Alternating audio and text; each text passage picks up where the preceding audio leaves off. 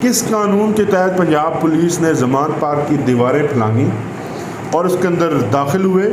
اور عمران خان صاحب کے گھر کے اندر اور بیڈ روم کے اندر جہاں پہ ان کی باپردہ خاتون بیگم صاحبہ جو ہے وہ موجود تھیں، اس کمرے کے اندر گئے اور ان کے ساتھ بدتمیزی کی گئی، انتہائی ایسی زبان استعمال کی گئی جو عام آپ کسی کو اجازت نہیں دیتے کسی کے ساتھ. تو ایسے مقام والی خاتون جو ہیں جن کی عزت ہے، مقام ہے معاشرے میں، ان کے خلاف استعمال کی گئی، ان کے ساتھ نازیبا الفاظ استعمال ہوئے اور جو لہجے ہیں وہ لہجے ہمیشہ یاد رکھے جاتے ہیں. ایسے لہجے تھے ان پولیس افسران کے جو جس کو کسی بھی موقع پہ آپ اس کو ایکسپلین نہیں کرتے. اس کے بعد جس طرح سے اب قانون کے مطابق اس ہمایوں دلاور صاحب کی عدالت نے جو فیصلہ دیا تھا وہ تھا صرف اریسٹ کا عمران خان صاحب کی. اس مقدمے کے اندر کوئی ریکوری نہیں ہونی تھی. میں یہ ریپیٹ کرتا ہوں کہ یہ ریکوری کا کیس نہیں تھا، لیکن جو جتھا وہاں پہ حملہ آور ہوا زمان پارک کے اوپر پولیس والوں کی وردیاں پہن کر، انہوں نے نہ صرف وہاں پہ توڑ پھوڑ کی، عمران خان کے گھر کے جو اشیاء تھیں ان کو توڑا پھوڑا، بلکہ وہاں پہ موجود قیمتی اشیاء بھی اٹھائیں. وہاں پہ کیش اور ان کے ذاتی استعمال کی چیزیں، اس کے اوپر ہم عدالت جائیں گے اور اس کی تفصیلات بھی سامنے لائیں گے کہ اس کے اندر کیا کیا موجود تھا. لیکن کس قانون کے تحت سوال یہ پیدا ہوتا ہے کہ جب آپ گرفتار کرنے گئے ہیں اور ریکوری کا کیس نہیں ہے تو کس قانون کے تحت وہاں پہ ان کی قیمتی اشیاء کو چھیڑا گیا، قیمتی اشیاء کو اٹھا کر لے گئے، ذاتی ان کے جو پاسپورٹ ہے خان صاحب کا، بیگم صاحبہ کا جو پاسپورٹ ہے، ان کا شناختی کارڈ، بینک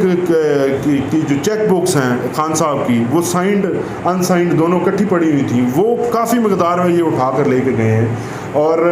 ان سب سے پوچھنے والا کوئی نہیں ہے. اتنا بڑا ظلم یہ کر رہے ہیں کہ سابق وزیر اعظم، یہ تمام سیاستدانوں کے لیے بھی یہ سوال ہے. یہاں پہ سوال ایک سابق وزیر اعظم کا نہیں ہے،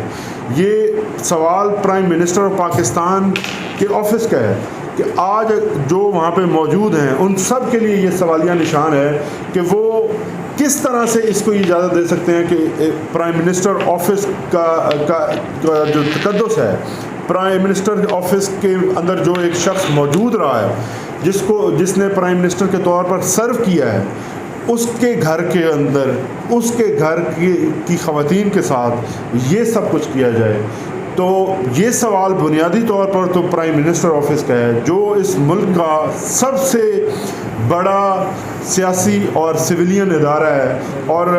اگر یہ کہوں کہ قانون اور آئین کے مطابق پاکستان کا سب سے بڑا آفس ہے تو وہ بھی غلط نہیں ہوگا، کیونکہ تمام ادارے، تمام منسٹریز وزیر اعظم پاکستان کے دفتر اور وزیر اعظم پاکستان کے تابع ہوتی ہیں، اور یہی قانون ہے. اگر اس قانون کی منشا اور اس قانون کی جو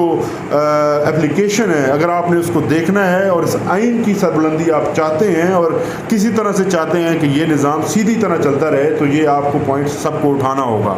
کہ وزیر اعظم کے دفتر کے ساتھ جو کھلواڑ کیا گیا، سابق وزیر اعظم جو 1 سال پہلے وزیر اعظم تھا،